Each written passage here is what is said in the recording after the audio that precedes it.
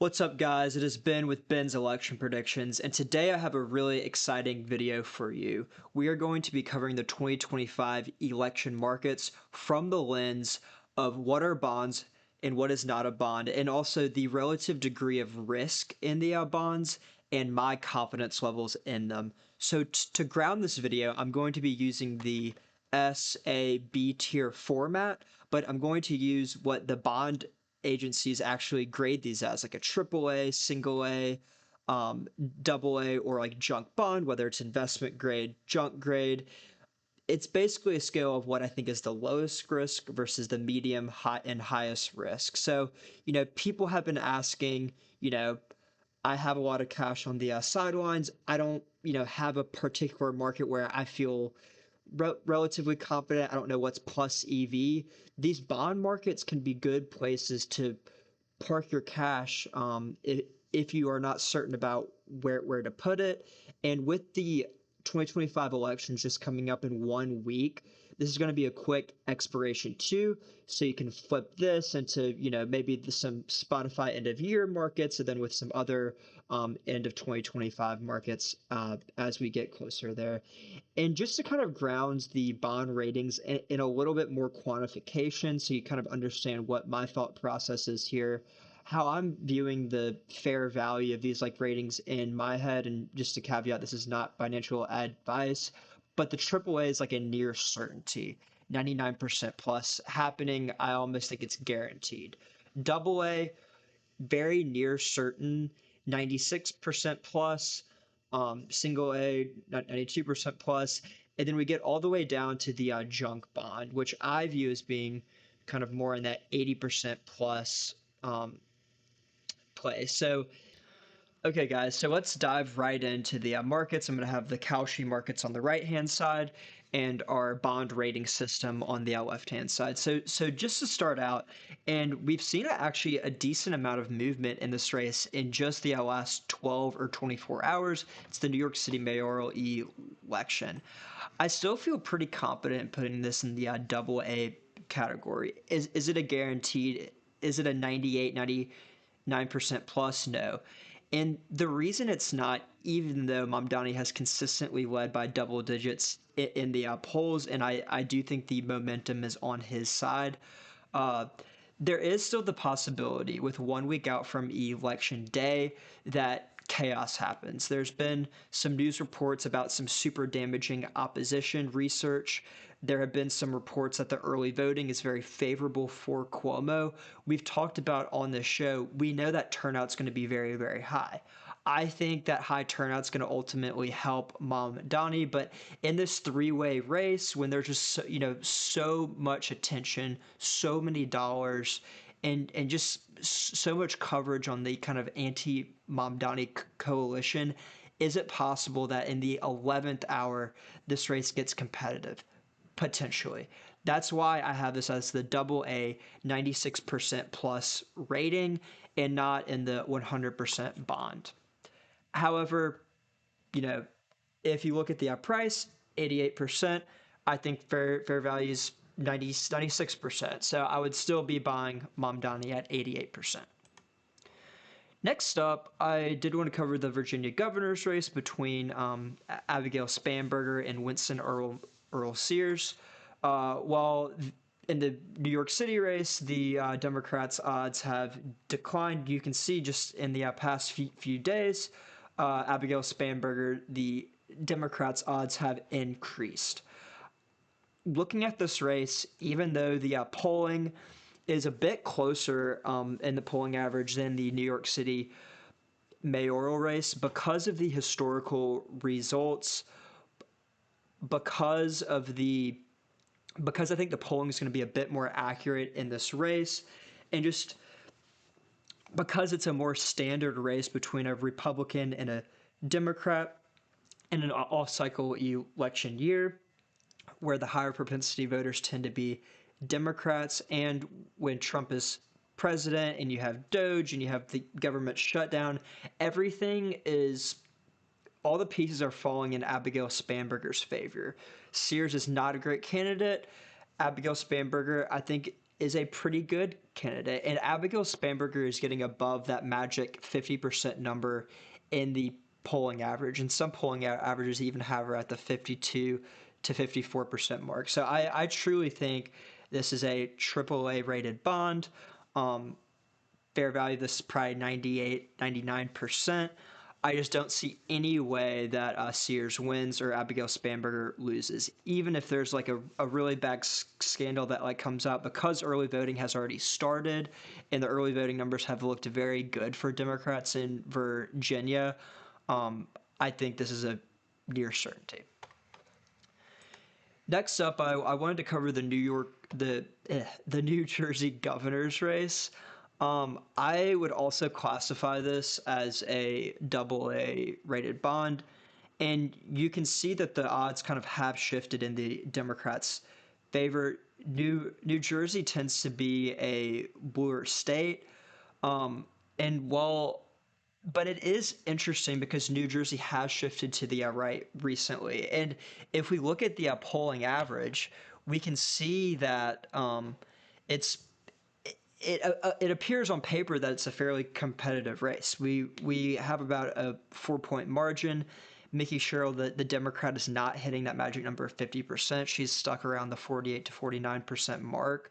However, I think this is going to be a race where, despite the Republican candidate Jack running a very good campaign in an off-cycle election, while Trump is president in a blue state, all the other factors besides candidate quality are falling in the Democrats' favor. I just don't think it's going to be enough that Jack has run a very good campaign to overcome these obstacles. And like even kind of the more right wing pollsters, none of them have Jack leading. He's leading in independents, but in a state where the demographics there just are more Democrats, and more Democrats will turn out to vote.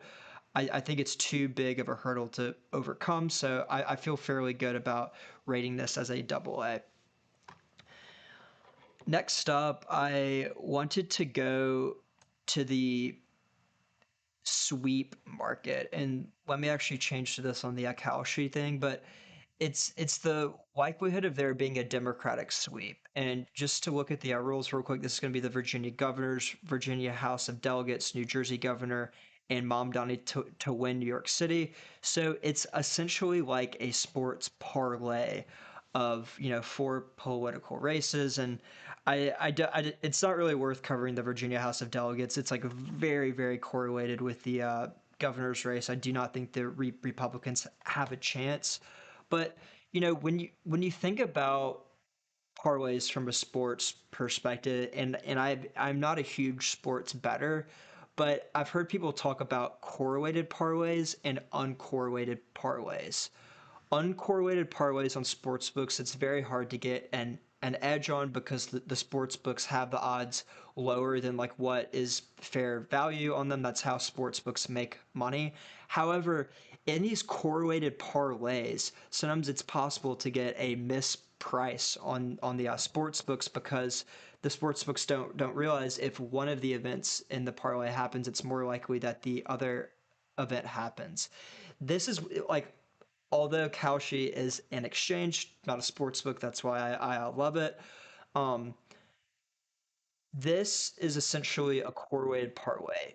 Even though these elections are happening in different geographies, Virginia is different from New Jersey, which is different from New York City, they are correlated in the sense that we are in the same national political environment. The elections are happening on the same day. And like, to me, I don't think there's any scenario, like zero scenario, where Mickey Sherrill wins, for instance, and Abigail Spanberger loses. They are simply correlated. If the Republicans overperform in Virginia, I think it's very likely that the Republicans overperform in New Jersey. And I think the New York City mayoral race is a little bit less correlated there. However, I think the right way to approach this market is take the lowest odds out of the three markets that we were looking at that are going to count here, and price it based on what you think the fair value of that lowest common denominator here, which if you look at the pricing is the New Jersey governor's race, and I still think fair value of this race is around 95 cents. So with all that information, that was a long-winded way of saying that I think that if you're looking for the highest return with the lowest amount of risk, I think this is the market to do it. This is not financial advice, though. Next up, I wanted to go to the New York City borough market. I've done some research here. I looked at the primary results. Mamdani won Manhattan, Brooklyn, and Queens pretty handily. If you look at the historical New York City mayoral results when like Bill de Blasio and Eric Adams were on the ballot, they won Manhattan, Brooklyn, and Queens pretty handily too. Just based on those two data points, even though it is different, having a third party candidate who's going to take more of mom, who who's going to eat into Mamdani's vote share, I still feel pretty confident in calling this a double A bond, and you can see that the price reflects that it's maybe closer to what I think is fair value than some of these other markets. Um, but that's kind of where I see them. And if you want to, diversify your risk with the New Jersey and Virginia governor's race, this is another way to bond a political market, and that's going to expire in 1 week. Next up, I did want to cover the Virginia governor's race on more of a margin basis because we know that the overall race not going to be competitive. I view that as being the safest bond here. But if we look at the margin, if you want to get a bit of a higher return, I feel so like confident about Abigail Spanberger winning that like I think that you can even consider her to win by six or more as a bond here. It's a higher risk bond, and how you'd have to buy this is by five different brackets here, but just based on where the polling is now, based on how much the Democrat overperformed the polls in like 2017, and if you just look at the high quality polls, you get a plus 10% margin, which is even greater than like the Real Core Politics average, which is around 7 points, which I've explained in the past, I think is a little bit more biased towards the Republicans because of the inclusion of some of these more lower quality right wing pollsters. So I think fair value here is around 88%. I think if you add these up, you get to around 80%. So there's maybe not a huge opportunity to get like a return based on what I think the fair value is. However, if you have a higher appetite for risk, but still want a play that I think is a relatively low risk bond, about around 85 to 88%, this is a place where you could do it. You know, the odds here are shifting a lot. In kind of these like last minutes, I think you're seeing a lot of leaks on like Twitter, whether Sewell is going to drop out. I think right when I was looking this at this earlier, it was around 5 to 6%. But my thesis is going to remain the same. I feel like I don't have alpha here. I don't know what the fair value is. It's totally up to Curtis Sliwa. I mean, he's been very adamant that he's not going to drop out. He said he would rather be tortured. I mean, he's gone on the on the record just like he's been asked this 1 million times, and like every time he said that he's not going to do it.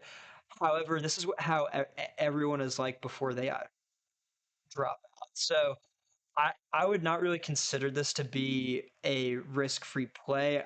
I would maybe consider it to be a junk-free bond just because of how adamant Sliwa has been. But I've like heard people being like, "Oh, like let's bond this." I don't think that's the right play here. I think there's a lot better markets you can see here if you want to bond an election market. Okay. Next up, this race hasn't gotten a lot of attention. This is the Virginia Lieutenant Governor's race between Ghazala Hashmi and John Reed. Uh, I I would consider this, I think, being kind of a single A race. While I do think this is going to track closer to the governor's race than the attorney general's race, but because there's likely going to be some split ticket voting, and because I think the candidate quality here is more even compared to the governor's race, I think it could be a bit more competitive here. Next up is, will Mamdani win at least 50% of the vote? And I am a lot more optimistic, or not optimistic. I lean towards the side of like I view this as being a little bit more of a bond than than a coin flip. I think fair value of this is in the low 80s, which is why I would consider it to be a junk bond. If we look at the historical results, you know, Bill de Blasio, Eric Adams, they got 67% of the vote. Obviously, this race is completely different with the third party here. But even though in the polling average, Mamdani's not hitting that 50%, he's very, very close. And, some of, I would say, the higher quality polls have had him above that 50% mark. And then also, if you look at the results from the primary, I mean, Mamdani outperformed his polls by like 20 or 25 points. I don't think it's going to be to that degree, but typically, just because of how these polls are conducted, when you see a large undecided cohort, you can't just look at the polling average and be like, oh, I think that they're going to hit exactly that. When you get to the actual elections, those undecided voters are no longer going to be undecided. They're going to have to vote for somebody. And so I think, while his average is around 46 or 47, I I think this is a pretty mispriced market, and I view this as being around 80%. The last market that I wanted to cover here, and I think this is going to be the most competitive market, is the Attorney General race in Virginia. This is my 10th market, and this is a bit of clickbait because I actually don't think this is a bond. Well, I think this might be a little bit mispriced in the sense that it's underestimating Jay Jones's chance after his texting scandal. It's going to be very competitive, and like that. The reason why I wanted to cover this market is because you can see people were bonding this before, but it what wasn't a bond. Things can happen, and as we get closer to the election. I mean, I think it's unlikely that any of these races change that much. The highest risk, I think, is with the New York City mayoral race. If Curtis Sliwa drops out, if there's other dynamics that make the race more competitive, I could see that being downgraded. But I'm not going to classify this as being a bond because it's not. I think Jay Jones's fair value is probably around 60%, and so you can't bond it either way. Okay, guys, thank y'all for watching this stream. Let me know any comments, whether you disagree, and please like and subscribe. Thanks, guys.